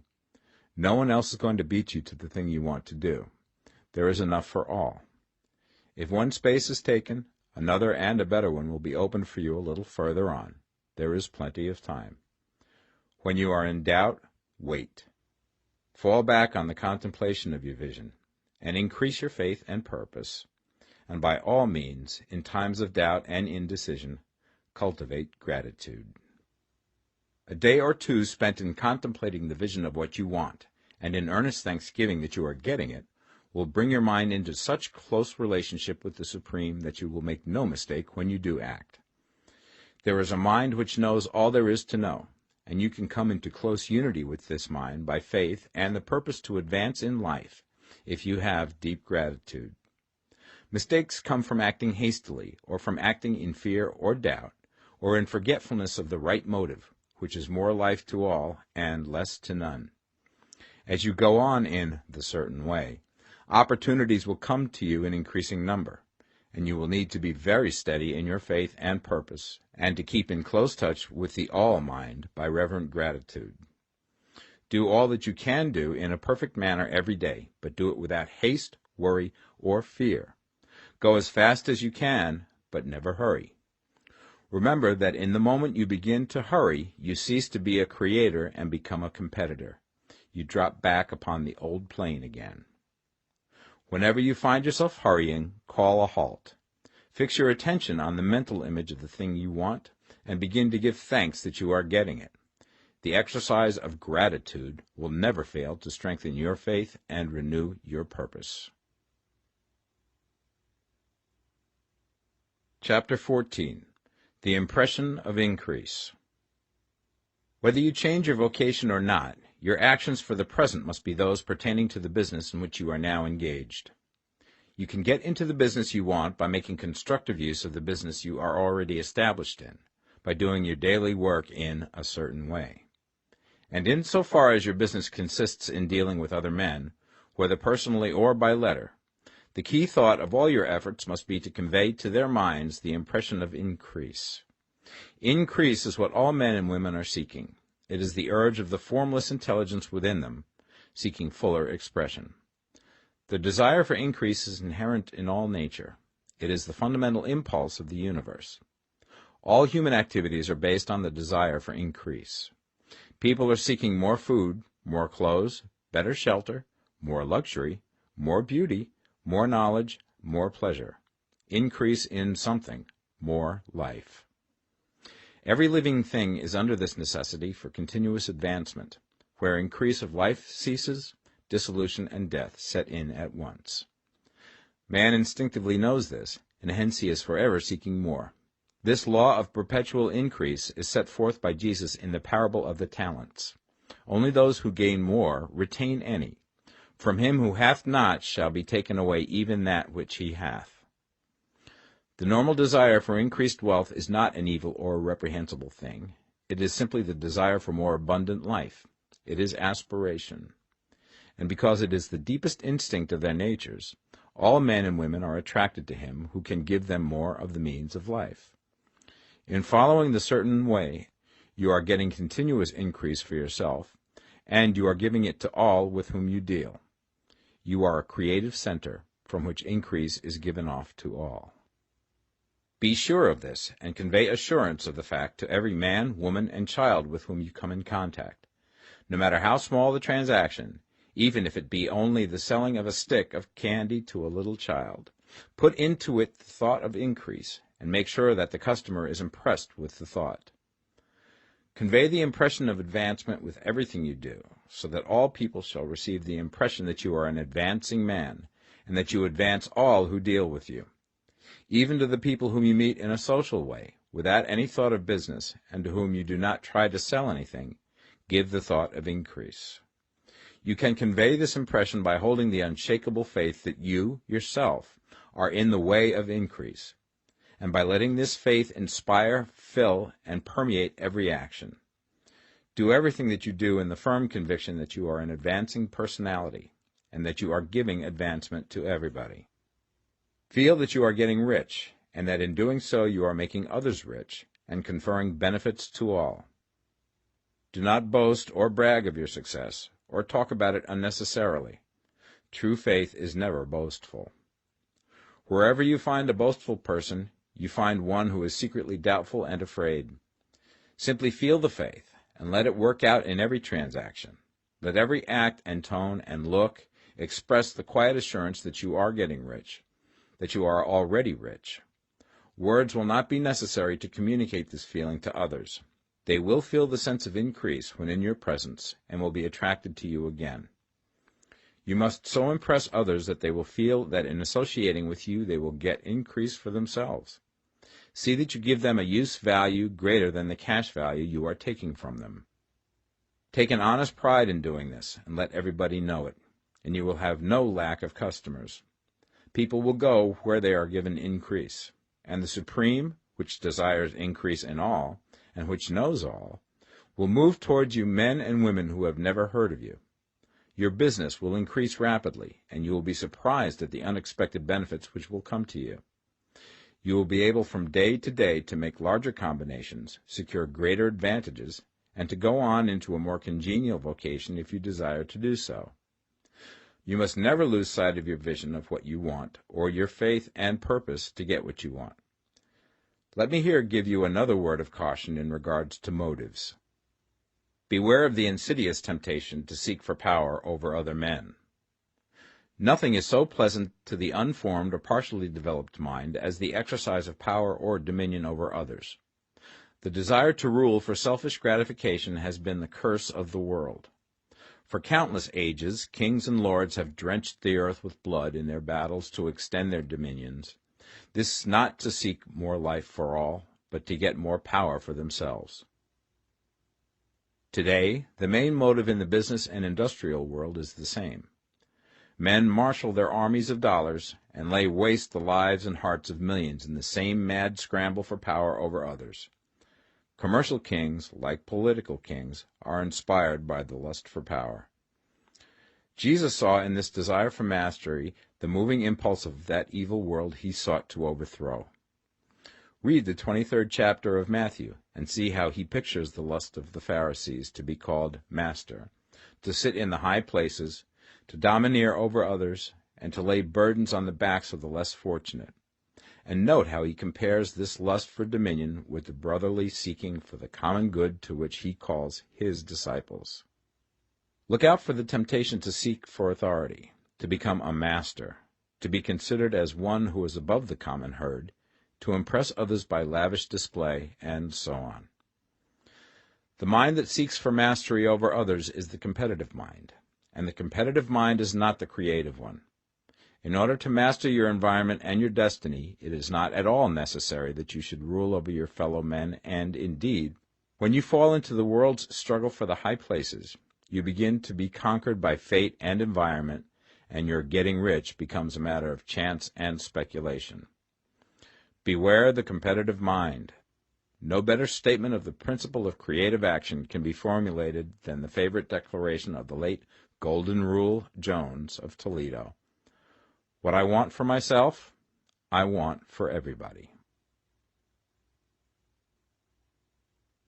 Chapter 15. The Advancing Man. What I have said in the last chapter applies as well to the professional man and the wage earner as to the man who is engaged in mercantile business. No matter whether you are a physician, a teacher, or a clergyman, if you can give increase of life to others and make them sensible of the fact, they will be attracted to you and you will get rich.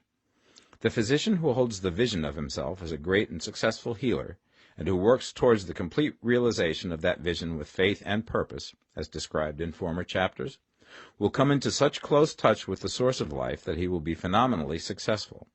Patients will come to him in throngs. No one has a greater opportunity to carry into effect the teaching of this book than the practitioner of medicine.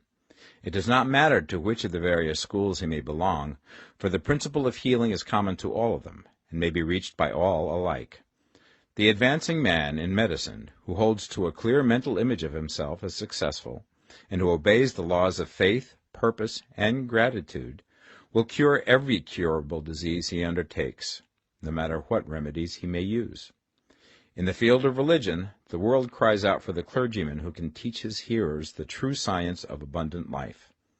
He who masters the details of the science of getting rich, together with the allied sciences of being well, of being great, and of winning love, and who teaches these details from the pulpit, will never lack for a congregation. This is the gospel that the world needs. It will give increase of life, and men will hear it gladly, and will give liberal support to the man who brings it to them. What is now needed is a demonstration of the science of life from the pulpit. We want preachers who can not only tell us how, but who, in their own persons, will show us how. We need the preacher who will himself be rich, healthy, great, and beloved, to teach us how to attain to these things, and when he comes he will find a numerous and loyal following. The same is true of the teacher who can inspire the children with the faith and purpose of the advancing life. He will never be out of a job. And any teacher who has this faith and purpose can give it to his pupils. He cannot help giving it to them if it is part of his own life and practice. What is true of the teacher, preacher, and physician is true of the lawyer, dentist, real estate man, insurance agent, of everybody. The combined mental and personal action I have described is infallible. It cannot fail. Every man and woman who follows these instructions steadily, perseveringly, and to the letter, will get rich. The law of the increase of life is as mathematically certain in its operation as the law of gravitation. Getting rich is an exact science. The wage earner will find this as true of his case as of any others mentioned. Do not feel that you have no chance to get rich because you are working where there is no visible opportunity for advancement, where wages are small and the cost of living high. Form your clear mental vision of what you want and begin to act with faith and purpose. Do the work that you can do every day and do each piece of work in a perfectly successful manner. Put the power of success and the purpose to get rich into everything that you do. But do not do this merely with the idea of currying favor with your employer in the hopes that he or those above you will see your good work and advance you. It is not likely that they will do so. The man who is merely a good workman, filling his place to the very best of his ability, and satisfied with that, is valuable to his employer, and it is not to the employer's interest to promote him. He is worth more where he is. To secure advancement, something more is necessary than to be too large for your place. The man who is certain to advance is the one who is too big for his place, and who has a clear concept of what he wants to be, who knows that he can become what he wants to be, and who is determined to be what he wants to be. Do not try to more than fill your present place with a view to pleasing your employer. Do it with the idea of advancing yourself. Hold the faith and purpose of increase during work hours, after work hours, and before work hours. Hold it in such a way that every person who comes in contact with you, whether foreman, fellow workman, or social acquaintance, will feel the power of purpose radiating from you, so that everyone will get the sense of advancement and increase from you. Men will be attracted to you, and if there is no possibility for advancement in your present job, you will very soon see an opportunity to take another job. There is a power which never fails to present opportunity to the advancing man who is moving in obedience to law. God cannot help helping you if you act in a certain way. He must do so in order to help himself. There is nothing in your circumstances or in the industrial situation that can keep you down. If you cannot get rich working for the Steel Trust, you can get rich on a 10-acre farm. And if you begin to move in the certain way, you will certainly escape from the clutches of the Steel Trust and get on to the farm or wherever else you wish to be. If a few thousands of its employees would enter upon the certain way, the Steel Trust would soon be in a bad plight. It would have to give its working men more opportunity or go out of business. Nobody has to work for a trust. The trusts can keep men in so-called hopeless conditions only so long as there are men who are too ignorant to know of the science of getting rich, or too intellectually slothful to practice it. Begin this way of thinking and acting, and your faith and purpose will make you quick to see any opportunity to better your condition. Such opportunities will speedily come, for the Supreme, working in all and working for you, will bring them before you. Do not wait for an opportunity to be all that you want to be. When an opportunity to be more than you are now is presented, and you feel impelled toward it, take it. It will be the first step towards a greater opportunity. There is no such thing possible in this universe as a lack of opportunities for the man who is living the advancing life. It is inherent in the constitution of the cosmos that all things shall be for him and work together for his good, and he must certainly get rich if he acts and thinks in the certain way. So let wage-earning men and women study this book with great care, and enter with confidence upon the course of action it prescribes. It will not fail. Chapter 16. Some Cautions and Concluding Observations. Many people will scoff at the idea that there is an exact science of getting rich. Holding the impression that the supply of wealth is limited, they will insist that social and governmental institutions must be changed before even any considerable number of people can acquire a competence. But this is not true. It is true that existing governments keep the masses in poverty, but this is because the masses do not think and act in the certain way. If the masses begin to move forward as suggested in this book, neither governments nor industrial systems can check them. All systems must be modified to accommodate the forward movement.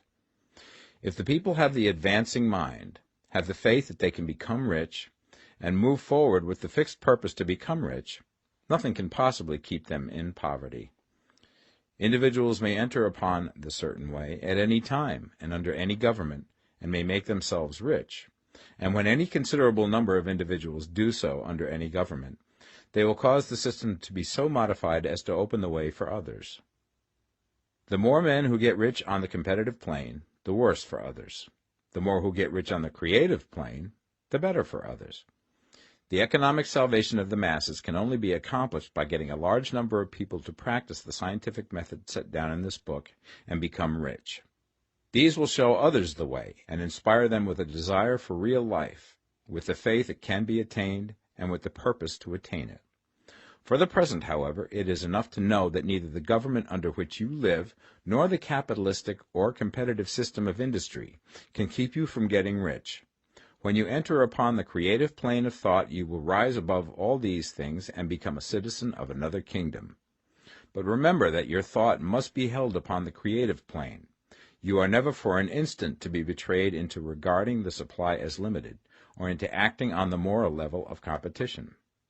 Whenever you do fall into old ways of thought, correct yourself instantly, for when you are in the competitive mind, you have lost the cooperation of the mind of the whole. Do not spend any time in planning as to how you will meet possible emergencies in the future, except as the necessary policies may affect your actions today. You are concerned with doing today's work in a perfectly successful manner, and not with emergencies which may arise tomorrow. You can attend to them as they come.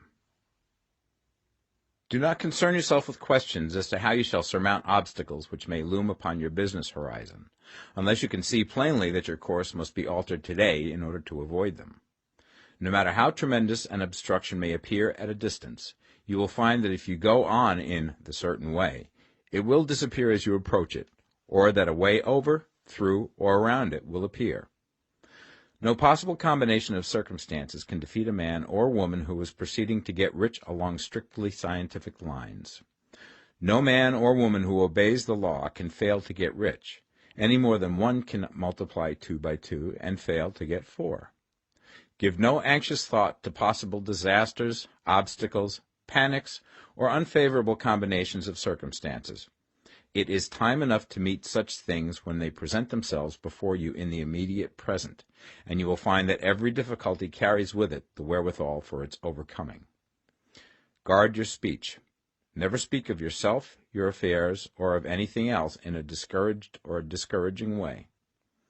Never admit the possibility of failure, or speak in a way that infers failure as a possibility. Never speak of times as being hard, or of business conditions as being doubtful.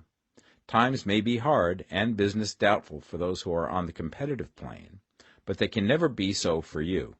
You can create what you want, and you are above fear. When others are having hard times and poor business, you will find your greatest opportunities. Train yourself to think of and to look upon the world as a something which is becoming, which is growing, and to regard seeming evil as being only that which is undeveloped. Always speak in terms of advancement. To do otherwise is to deny your faith, and to deny your faith is to lose it.